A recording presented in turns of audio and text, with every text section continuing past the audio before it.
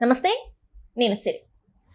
ఒక 4-5 రోజుల నుంచి చూసుకుంటే బాగా వినిపిస్తున్న వార్త ఏదైనా ఉంది అంటే అది బెట్టింగ్ యాప్స్ గురించి అయితే బాగా వినిపిస్తుంది. అసలు ఈ బెట్టింగ్ యాప్స్ ఏంటి? ఎందుకు బెట్టింగ్ యాప్స్ని ప్రమోట్ చేసిన వాళ్ళ మీద ఇన్ని కేసులు పడుతున్నాయి, అరెస్టులు అంటున్నారు? అసలు బెట్టింగ్ యాప్స్ని ప్రమోట్ చేస్తే తప్పేందని చెప్పి కొంతమంది అంటుంటే అసలు బెట్టింగ్ యాప్స్ అనేది ఇల్లీగల్, ప్రమోట్ చేయొద్దు, వాటి వల్ల చాలామంది ప్రాణాలు కోల్పోతున్నారు, రోడ్డు పాలు అవుతున్నారన్నా కూడా వాళ్ళు బెట్టింగ్ యాప్స్ని ప్రమోట్ చేస్తుండ్రు. అయితే మరి ఈరోజు 11 మంది మీద అయితే కేసు అయితే నమోదు చేసిండ్రు పంజాగుట్ట పోలీస్ స్టేషన్లో. అయితే ఇంకా చాలా మంది ఉన్నారు, అంటే వీళ్ళే కాకుండా చాలా మంది ఉన్నారు. వాళ్ళైతే సెలబ్రిటీస్, ఇంకా పెద్ద సెలబ్రిటీస్ అయినా కూడా మరి వాళ్ళ మీద అయితే కేసులు అయితే నమోదు కాలే. మరి వీళ్ళైనా ఇంకెవరైనా ఉన్నారా? చాలా మంది పేర్లు అయితే బయటకు రావాల్సి ఉంది. మరి ఎందుకు ఈ 11 మంది మాత్రమే కనబడ్డారు? మరి వాళ్ళ మీద ఎప్పుడు చర్యలు తీసుకునే అవకాశం ఉంది? వాళ్ళ మీద కేసులు ఎప్పుడు పెట్టే అవకాశం ఉంది అనేది. ఇంకొకటి ఏంటంటే, ఒకవేళ వీళ్ళకి శిక్షలే కనుక పడితే ఎలాంటి సెక్షన్స్ మీద శిక్ష పడే అవకాశం ఉంది? ఇవన్నిటి గురించి ఇవ్వడానికి మనతో పాటు ఉన్నారు హైకోర్టు అడ్వకేట్ నిఖిలేష్ తోగరి గారు మనతో పాటు ఉన్నారు. నమస్కారం సార్. నమస్తే అండి. నమస్కారం సార్. ఇప్పుడు చూస్తున్నట్టయితే నేను డైరెక్ట్ పాయింట్లోకి వస్తున్నాను సార్. ఓకే. అసలు బెట్టింగ్ యాప్స్, ఈ బెట్టింగ్ యాప్స్ అనేవి మన తెలుగు రాష్ట్రాలలో ఇల్లీగల్ అంటారు, పక్క రాష్ట్రాలనేమో లీగల్ అంటారు. అండ్ ఇక్కడ చూస్తేనేమో కొంతమంది సెలబ్రిటీసే కావచ్చు, యూట్యూబర్సే కావచ్చు, ఇన్ఫ్లుయెన్సర్సే కావచ్చు, వీళ్ళందరేమో ప్రమోట్ చేస్తున్నారు. వీళ్ళ వల్ల కొంతమంది ఏంటంటే ఆత్మహత్యలు చేసుకున్నారు, కుటుంబాలకు దూరమైనరు, కుటుంబాలు అన్ని రోడ్ల మీదకి వచ్చి పడిపోయినాయి. వీళ్ళు ఏమంటారు, మేము చేయకపోతే ఇంకెవరన్నా చేస్తారు, అందుకే మేము చేస్తున్నామని వీళ్ళు బాహాటంగా ఇంటర్వ్యూలలో చెప్తుండ్రు. మరి ఈ రోజు చూసుకున్నట్టయితే ఒక 11 మంది మీద అయితే కేసులు అయితే నమోదైనాయి. మరి వీళ్ళకి ఎట్లాంటి శిక్షలు పడే అవకాశం ఉంది? ఇంకా కొంతమంది చాలా మంది ఉన్నారు, మరి వాళ్ళని ఎందుకు వీళ్ళు కన్సిడర్ చేయలేదు? ఏందంటారు అసలు? మేము చేయకపోతే 10 మంది ఇంకో 10 మంది చేస్తారు అని చెప్పడం, మేము ఒప్పుకుంటున్నాము ఇంకో 10 మందితో కూడా చేయిస్తామని చెప్పి ఎంకరేజ్ చేయడమే ఇది ఇంకొక నేరం అవుతుంది. ఒకటి, మీరు చేయొద్దు, ఇంకో 10 మంది చేయకుండా కాపాడాలి. మీరు లెక్క ప్రకారం లీగల్గా మీరు తెలుగు రాష్ట్రాల్లో తెలంగాణ, ఆంధ్రప్రదేశ్ లాంటి కొన్ని స్టేట్స్ ఏవైతే ఉన్నాయో బెట్టింగ్స్, మనీ లాండరింగ్స్కు, ఇలాంటి criminal intention of money laundering సంబంధించింది, మనీ ఫ్రాడ్స్ ఏదైతే ఉన్నదో అవన్నీ కూడా మనకు లీగల్గా వాయిడ్ చేసినాయి, అంటే మన రాష్ట్రాల్లో వర్తించవు. సో అటువంటప్పుడు మీరు దాని గురించి తెలుగులో చెప్పడం కానివ్వండి, తెలుగు పీపుల్ని ఎంకరేజ్ చేయడం కానివ్వండి, లేదా మనీ లాండరింగ్ చేయండి, బెట్టింగ్ పెట్టండి, పేకట్ ఆడండి, ఆన్లైన్ రమ్మీ ఆడండి, ఇలాంటి అన్ని కూడా మీరు చేయండి అని ఎంకరేజ్ చేసే పరిస్థితి లేదు. ఇక్కడ చేస్తున్నారు కాబట్టి మేము కేసులు పడ్డాయి. కేసులు పడ్డం కరెక్టే. అండ్ వీళ్ళే ఈ 11 మంది కాకుండా పోలీసులు ఇంకా మిగతా వాళ్ళ మీద కూడా, ఇప్పుడు ఈ 11 మంది మీద కూడా ఎవరు కంప్లైంట్ ఇవ్వలేదు అని తెలిసింది, వాళ్ళు సుమోటోగా కేసు తీసుకున్నారు. కాకపోతే మిగతా వాళ్ళు కూడా ఎవరెవరైతే దృష్టిలో ఉన్నారో మరి పోలీసుల దృష్టికి రాలేదనుకుంటాను. సో మిగతా వాళ్ళు కూడా కొంత సెలబ్రిటీలు ఉన్నారు అని చెప్పి కూడా మీరు అనే విషయం ఇప్పుడే విన్నాను. ఎవరైతే సెలబ్రిటీలు ఉన్నారో మీరు కంప్లైంట్ చేసినా, పోలీసుల దృష్టికి వచ్చినా వాళ్ళను కూడా 100%గా ఈ కేసులో ఇన్వాల్వ్ చేసే అవకాశం అయితే 100% ఉంది. Right sir. ఇప్పుడు మీరు అన్నారు ఎవరు కూడా వీళ్ళ మీద కంప్లైంట్ చేయలేదు, సుమోటోగా తీసుకున్నారు అంటారు. ఒకవేళ ఎవరైనా వచ్చి కంప్లైంట్ చేస్తే వీళ్ళకి పడే శిక్షలు ఏంటి? ఏ సెక్షన్స్ ప్రకారం పడే అవకాశం ఉంది? ఎందుకంటే వీళ్ళు ప్రమోట్ చేయడం వల్ల వీళ్ళు డబ్బులు కోల్పోయారు, ప్రాణాలు కూడా కోల్పోయారు. కొంతమంది డబ్బులు కోల్పోయారు, ప్రాణాలు కోల్పోయారు. మరి వీళ్ళకి మనీ బ్యాక్ ఇచ్చే అవకాశం ఉందా, లేకపోతే ఎలాంటి శిక్షలు పడే అవకాశం ఉంది? సైబర్ నేరాలలో ఆన్లైన్లో జరిగే ఏవైతే నేరాలు అయితే ఉంటాయో దీంట్లో మనీ బ్యాక్ రావడం అనేది మర్చిపోవాల్సిందే. ఇంకా మనం ఆ మనీ బ్యాక్ అనేది వచ్చే పరిస్థితి అయితే కనిపించదు. ఎందుకంటే ఇంతకుముందు ఆల్రెడీ ఎన్నో చైనా యాప్లు ఈ మనీ బెట్టింగ్ పెట్టడం కావచ్చు, లేదు అంటే ఈ మినీ ఫైనాన్స్ ఏదో ఇచ్చారు, ఆన్లైన్ ఫైనాన్స్ ఇచ్చారు, అవి కూడా ఇప్పటిదాకా కేసులు పడ్డాయి. ఆ కోర్టుల చుట్టూ, న్యాయస్థానాల చుట్టూ తిరుగుతున్నారు వాళ్ళు, కానీ మనీ రిటర్న్ వచ్చిన దాఖలాలు అయితే లేవు. ఇప్పుడు కూడా మనీ దాఖలాలు అయితే ఉండవు. కానీ ఎవరైతే ప్రమోట్ చేస్తున్నారో, ఎవరైతే యాప్ని ఈ తెలుగు రాష్ట్రాల్లో కూడా ఓపెన్ అయ్యేటట్టుగా అడ్రస్, పిన్ కోడ్ నంబర్స్ అయితే ఎవరైతే ఎలా చేశారో ఆ యాప్ సంబంధించిన ఓనర్స్ కూడా దీనిలో కేసులో ఇన్వాల్వ్ చేస్తే కనుక ఆ యాప్స్ ఇక్కడ టర్మ్స్ అండ్ కండిషన్స్ మార్చేసి ఈ తెలుగు రాష్ట్రాల్లో ప్లే కాకుండా, తెలుగు రాష్ట్రాల్లో ఓపెన్ కాకుండా అయితే వాళ్ళు రిస్ట్రిక్ట్ చేయొచ్చు దాన్ని. వారు చేయలేదు అని అంటే వాళ్ళు మనీకి అలవాటు పడ్డారు, ఈజీ మనీకి అలవాటు పడ్డారు. ఈజీ మనకు అలవాటు పడి ఎవరైతే ఆడుతున్నారో, ఎవరైతే మనీ ఇది చేస్తున్నారో వాళ్ళు ఇది చేస్తున్నారు. వీళ్ళు ఎలా చేస్తారు అని అంటే ఇంకొక విషయం ఏంటంటే, ఫస్ట్ ఇప్పుడు మనం చాలా మంది చెస్ ఆడే వాళ్ళకు ఒక ఎగ్జాంపుల్ చెప్తాను. చెస్ గేమ్ మనం రెగ్యులర్గా ఆడుతూ ఉంటాం. చాలా చెస్ వచ్చిన వాళ్ళు కూడా మన చెస్, క్యారమ్స్ అని ఇప్పుడు మనకు ఫోన్లో, ట్యాబ్స్లో ఆడుతూ ఉంటాం. అలా ఆడుతున్నప్పుడు ఫస్ట్ చెస్లో ఒక 3 రకాల గేమ్స్ ఉంటాయి. ఈజీ స్టెప్స్ అని, మిడ్ లెవెల్ అని, హై లెవెల్ రిస్క్ అని చెప్పి. సో ఎవరైతే పర్ఫెక్ట్గా ఆడతారో వాళ్ళందరూ హై లెవెల్ రిస్క్ను క్రాస్ చేయడం కూడా, చెస్లో గెలవడం కూడా చాలా టిపికల్గా ఉంటుంది. కష్టతరంతో కూడా కూడుకున్న, అంటే మనం ఒక గేమ్ గెలిస్తే ఆ కంప్యూటర్ అనేది 10 గేములు గెలుస్తుంది. ఈ ఆన్లైన్ రమ్మీ కావచ్చు, పోక్ మ్యాన్ సంథింగ్ ఏదో ఉంది, ఇంకా చాలా ఆన్లైన్ గేమ్స్ కూడా ఉన్నాయి. వీళ్ళు ఫస్ట్ పబ్లిక్ని అట్రాక్ట్ చేయడానికి ఈజీ లెవెల్ అనే గేమ్ అనేది కండక్ట్ చేస్తుంటారు. ఆ ఈజీ లెవెల్ గేమ్లో ఫస్ట్ ఒక 2-3 గేమ్స్ వస్తూ ఉంటాయి. 2-3 గేమ్స్ వచ్చిన తర్వాత మెల్లిమెల్లిగా మిడ్ లెవెల్కి వెళ్తుంటారు. అక్కడ సగం రాగటం సగం పోవటం ఉంటుంది.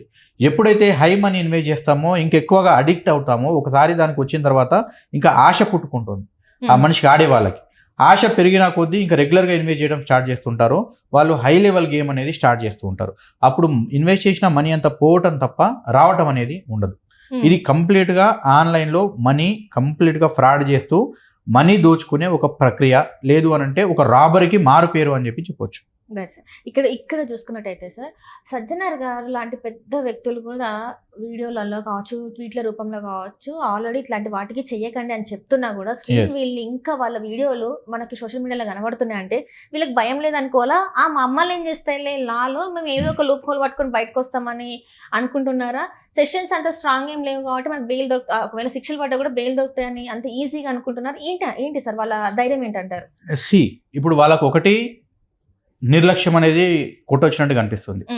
శిక్షలు పడతాయిలే అని చెప్పి ఏదో భయం ఉంటుంది విషయం కాదు. ఇప్పుడు దాకా వీళ్ళు పెట్టిన కేసులో ఎఫ్ఐఆర్లు కూడా సెక్షన్లు కూడా ఓన్లీ 1 year శిక్షలు పడే సెక్షన్స్ కానివ్వండి, రెండోసారి ప్రమోట్ చేసినప్పుడు రెండోసారి చేసినప్పుడు not more than 2 years punishment, imprisonment punishments కానీ ఇలాంటి సెక్షన్ మాత్రం పెట్టడం జరిగింది. సో అదేంటి gaming act of section 3 and 4 వల్ల సో ఇలా పెట్టడం జరిగింది. కానీ దీంట్లో సీరియస్ అఫెండర్స్ ఏవైతే కనిపిస్తున్నాయో వాళ్ళకి ఇంకా భయపెట్టేలాంటి ఏవైతే సెక్షన్స్ ఉన్నాయో అవి పెట్టలేరు. ఓన్లీ ఇప్పుడు క్రిమినల్ ఏబిలిటీకి సంబంధించింది ఒకటి పెట్టినట్టున్నారు, సైబర్ క్రైమ్కి సంబంధించింది ఒకటి పెట్టినట్టున్నారు, కన్జ్యూమర్ ప్రొటెక్షన్కి సంబంధించింది పెడితే అంటే దీన్ని ఇప్పుడు ఎట్లా ఉంటుందంటే, ఇప్పుడు ఆన్లైన్లో మీరు ఒక గేమ్ ఆడుతుంటారు. గేమ్ ఆడిన వారు ఎవరైతే నష్టపోయిన వాళ్ళు ఉన్నారో, ఇప్పుడు ఇందాక మీరు అన్నారు మనీ రిటర్న్ వచ్చే అవకాశం ఉంటుందని. సో వాళ్ళు కన్జ్యూమర్ ఫోరం కోర్టులో ఒకవేళ పిటిషన్ వేస్తే 100%గా ఆ యొక్క మనీ ఫ్రాడ్కి సంబంధించిన ఏదైతే ఇన్వెస్ట్మెంట్ చేసి ఉన్నారో ఆ మనీ అంతా రిటర్న్ తీసుకొచ్చే అవకాశం 100% ఉంటుంది. కన్జ్యూమర్ కోర్టులో ఇలాంటి కేసు వేయచ్చు. ఒకటి క్రిమినల్ లియబిలిటీ, రెండోది సైబర్ ఫ్రాడ్, మూడోది మనీ లాండరింగ్ ఫ్రాడ్, నాలుగోది కన్జ్యూమర్ ప్రొటెక్షన్ ఫ్రాడ్, ఆ తర్వాత advertising violations, breach of social media policies. ఇన్ని రకాల చట్టాలు అనేవి దీన్ని నిర్బంధిస్తూ ఉన్నాయి. అయినా ఇవన్నిటి గురించి పూర్తి అవగాహన లేక, వాళ్ళకి తెలియక ఇవన్నిటిని ఎంకరేజ్ చేయటము, ప్రమోట్ చేయటము జరుగుతుంది. అండ్ ఇంకొకటి ఏంటంటే సార్, ఇక్కడ వీళ్ళు ఈ యాప్లలో ప్రమోట్ చేయడం వల్ల వీళ్ళకి కోట్ల రూపాయల డబ్బులు వాళ్ళు ముట్ట చెప్తున్నారంటే, బయటకు వచ్చిన వార్తలు ఏంటంటే ఒక్కొక్కరు అయితే 20-30 కోట్ల రూపాయల పైన కూడా సంపాదించిండ్రు. అంటే బెట్టింగ్ యాప్ లో వాళ్ళకి ప్రమోషన్ చేసినందుకు అంత ఇస్తున్నారంటే వీళ్ళకి ఎంత పోతుంది? ఇది ఎందుకు వీళ్ళు అంటే ఇప్పుడు వాడికి అంటే ఎవరైతే ప్రమోట్ చేస్తున్నారో వాళ్ళకి లేకపోవచ్చు బుద్ధి, అవగాహన లేకపోవచ్చు, కనీసం పెట్టే వాళ్ళకైనా ఆ ఆలోచన ఉండాలి కదా. ఎందుకు ఈ సామాన్య ప్రజలు ఎందుకు అంత తొందరగా అట్రాక్ట్ అవుతున్నారు అని అనుకుంటున్నారు సార్? సామాన్య ప్రజల్ని అట్రాక్ట్ చేసే విధంగా గేమ్స్ డిజైన్ చేయబడతాయి. పాయింట్ నెంబర్ 1, ఫస్ట్ ఆ యాప్ ఉంది, ఈ యాప్ ఎలా పనిచేస్తుంది అనేది ఒక డెమో లాగా వాళ్ళకి, సామాన్య ప్రజలకు కావచ్చు, యాప్స్ గురించి తెలియని వాళ్ళకి కావచ్చు, ఒక డెమో లాగా ఎవరైనా చెప్పే వాళ్ళు ఉండాలి. కంపెనీ వాడు డైరెక్ట్గా ఇంతమందిని అపాయింట్ చేసుకోలేడు.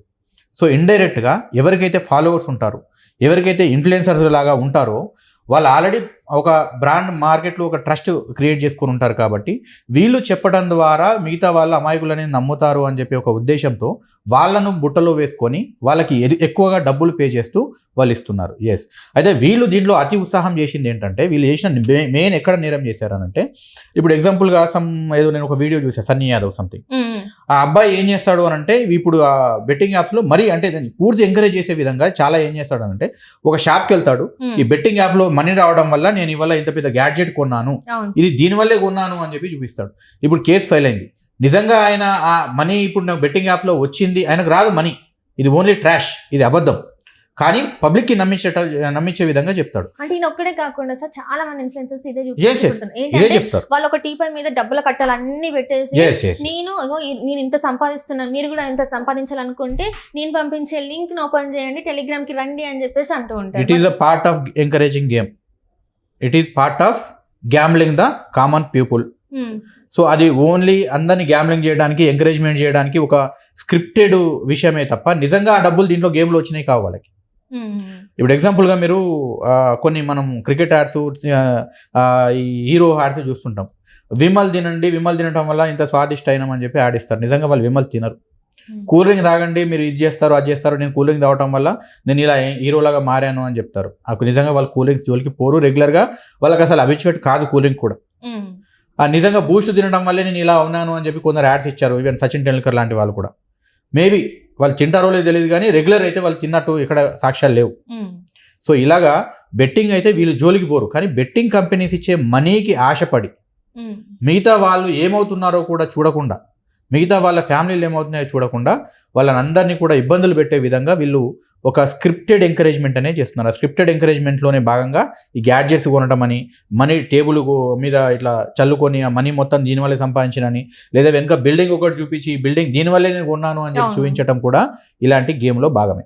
Right sir. ఇంకొకటి ఏంటంటే చాలా మంది కొంతమంది బెట్టింగ్ యాప్స్ ని ఫస్ట్ లో ప్రమోట్ చేసిన వాళ్ళు తర్వాత ఆపేశారు. ఆపేసి వాళ్ళు ఏంటంటే సారీ నాకు తెలియకుండా నేను ఈ బెట్టింగ్ యాప్ ని ప్రమోట్ చేశాను అని చెప్పేసి మళ్ళీ ఒక వీడియోని రిలీజ్ చేసిండ్రు. ఇప్పుడు ఇంకొంతమంది అంటే గాల్లోకి డబ్బులు వెదజల్లిండ్రు, రోడ్డు మీద, నడి రోడ్డు మీద డబ్బులు. ఇప్పుడు మరి వాళ్ళకి ఇప్పుడు వాళ్ళు ప్రమోట్ చేస్తలేనని చెప్తున్నారు, మరి అలాంటి వాళ్ళకి శిక్షలు ఉన్నాయా లేవా? గతంలో ప్రమోట్ చేసి ఇప్పుడు ప్రమోట్ చేయట్లేదు అన్న వాళ్ళకి ఒకసారి ప్రమోట్ చేసినందుకే కేసు, ఇప్పుడు ప్రమోట్ చేయనందుకు కేసు కాదు. ప్రమోట్ చేసినందుకు ఒకప్పుడు ఒకప్పుడు తప్పు జరిగినట్టే. చేసిన తప్పుకు ఏదైతే ఉందో దానికి సంబంధించింది మాత్రమే కేసు పెట్టారు. ఇప్పుడు ప్రమోట్ చేయట్లేదంటే ఇప్పుడు కేసు ఎందుకు పెడతారు? మీద పెట్టారు. ఇప్పుడు చేయట్లేదు, అప్పుడు చేసినాం, తెలియక చేసినాం, ఇప్పుడు అయితే మేము చేయట్లేదు కాబట్టి మేము తప్పు చేయలేదు అన్నట్టు మమ్మల్ని కన్సిడర్ చేయాలి. అవును, ఇంతకుముందు ఒక మర్డర్ చేసినారు, ఇప్పుడు చేయట్లేదు అంటే అది నిజం అవుతుందా? ఇంతకుముందు జరిగిన నేరానికే కదా మీకు పనిష్మెంట్ ఈ యొక్క సెక్షన్ అప్లై చేసి ఎఫ్ఐఆర్ ఫైల్ చేసింది, కేసు పెట్టింది. తప్పు ఒకసారి చేసిన తప్పే, కంటిన్యూ చేసిన తప్పే.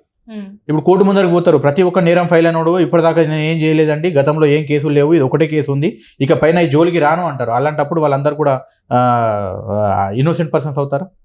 రైట్.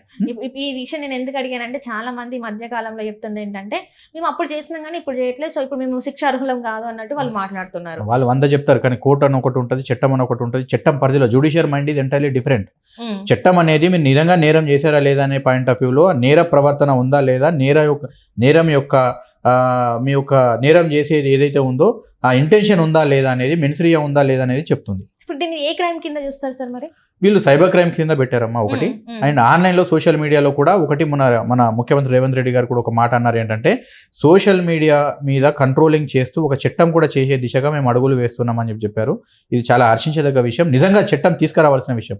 ఏదైనా కానీ ఇప్పుడు సోషల్ మీడియాలో ఎలాగైపోయింది అంటే, ప్రతి ఒక్క ఫోన్ పట్టుకుని, ఇప్పుడు అందరి చేతిలో స్మార్ట్ ఫోన్లు అయినాయి, ఫోన్ పట్టుకున్న ప్రతి ఒక్కరు కూడా ఓపెన్ చేసి చూడగానే 2 3 యాప్స్కి ఇంప్రెస్ అవుతున్నారు, దాంట్లో ఇన్వాల్వ్ అవుతున్నారు. ఒకటి టైం వేస్ట్ చేస్తూ, ఒకటి ఇన్స్టాగ్రామ్, 2 యూట్యూబ్. ఈ రీల్స్ అనేవి అయితే ఇంతకుముందు టిక్ టాక్ ఉండింది, ఇప్పుడు యూట్యూబ్, ఇన్స్టాగ్రామ్, సంథింగ్ స్నాప్చాట్ ఇలాంటివన్నీ వస్తున్నాయి.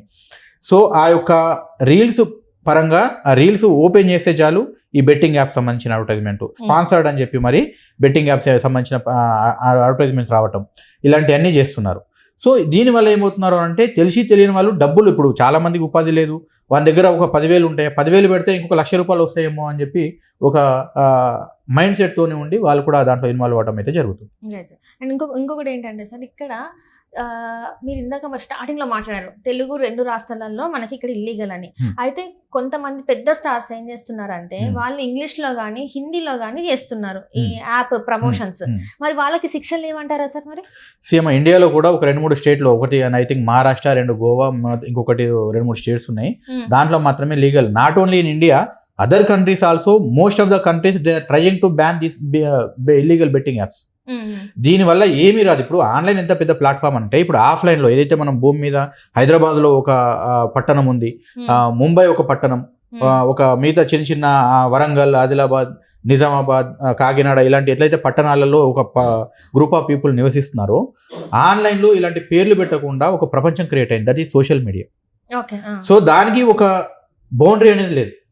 మీరు ఒక్కసారి ఒక కంటెంట్ అనేది ఆన్లైన్లో పోస్ట్ చేస్తే ప్రపంచం మొత్తం తిరిగి వస్తుంది, మీరు లీగల్గా పెట్టినా ఇల్లీగల్గా పెట్టినా. సో ఖచ్చితంగా సోషల్ మీడియాకి అనేది ఒక గైడ్ లైన్ అనేది కావాలి. ఏది పోస్ట్ చేస్తున్నారు వాళ్ళు అంటారు, నేను ఎక్కడో మహారాష్ట్రలో పెట్టినానండి, మహారాష్ట్రలో తెలుగు వాళ్ళ కోసం పెట్టాను, నేను ఇక్కడ తెలంగాణలోని తెలుగు వాళ్ళకు పెట్టలేదు, ఆంధ్రాలోని తెలుగు వాళ్ళకి పెట్టలేదు అని తప్పించుకునే అవకాశం ఉంటుంది.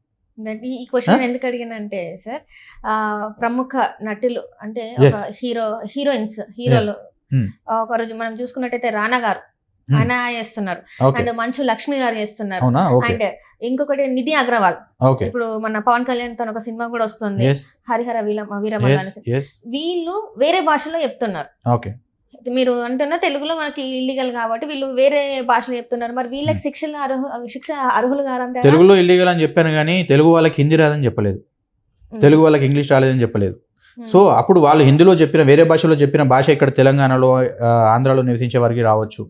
లేదా వాళ్ళు చెప్పింది ఒకటమ్మా, ఒకటి ఆన్లైన్లో దాని టర్మ్స్ అండ్ కండిషన్ తెలుసుకోకుండా మనీ ఫ్రాడ్కి సంబంధించిన ఏ గేమ్నైనా ఏ చర్యనైనా ప్రమోట్ చేయడం అనేది నేరం.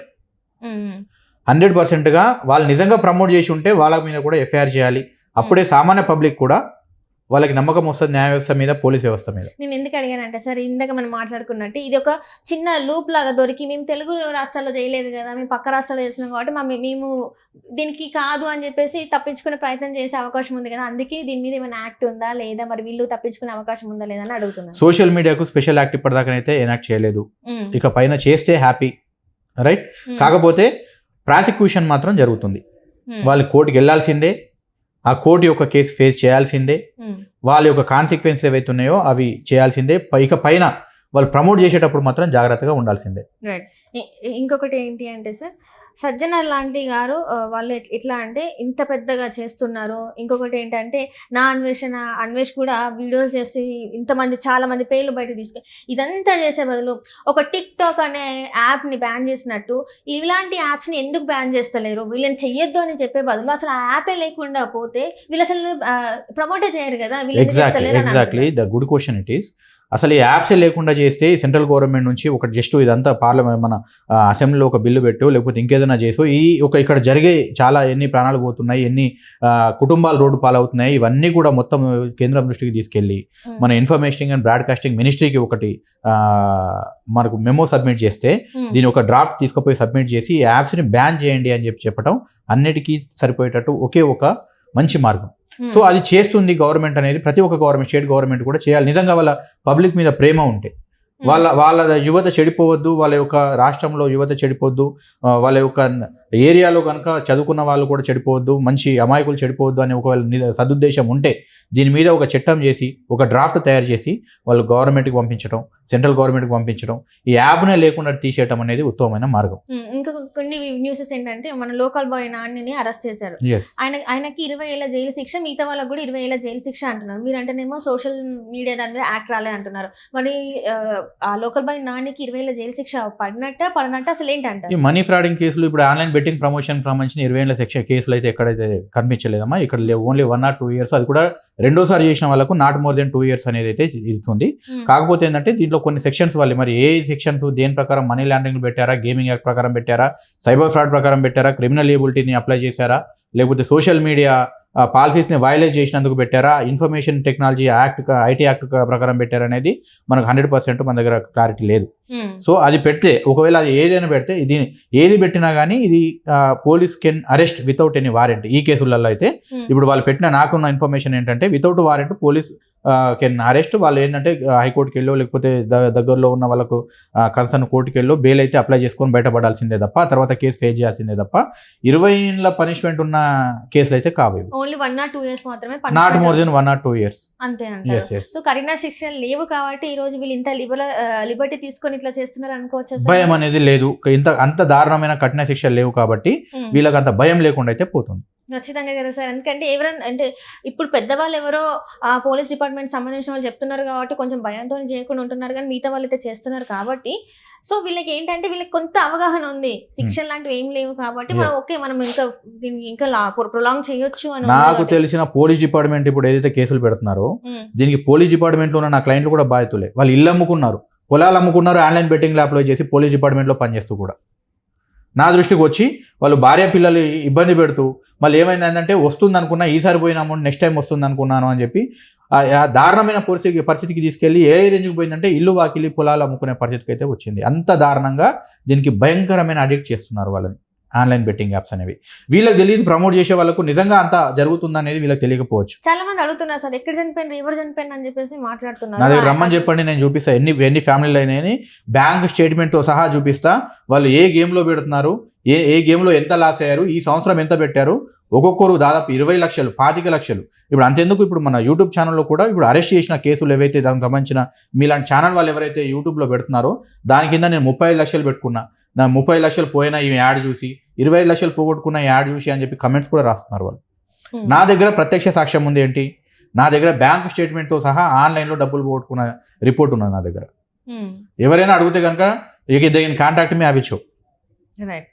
మొత్తానికి ఏమంటారు సార్ మరి? ఇప్పుడు వీళ్ళే కాకుండా పెద్ద పెద్ద వాళ్ళు ఉన్నారు, వీళ్ళకి కఠిన శిక్షలు పడాలని మీరు అని కోరుకుంటున్నారా, లేకపోతే వీళ్ళని ఏం చేస్తే నెక్స్ట్ వాళ్ళు ఇది రిపీట్ చేయకుండా ఉంటారు? మీ సజెషన్ ఏంటంటారు అసలు? ఒకటి, ఈ యాప్స్ లేకుండా చేస్తే 100%గా ఒకటి మంచి న్యాయం అయితే జరుగుతుంది పబ్లిక్కి, రైట్?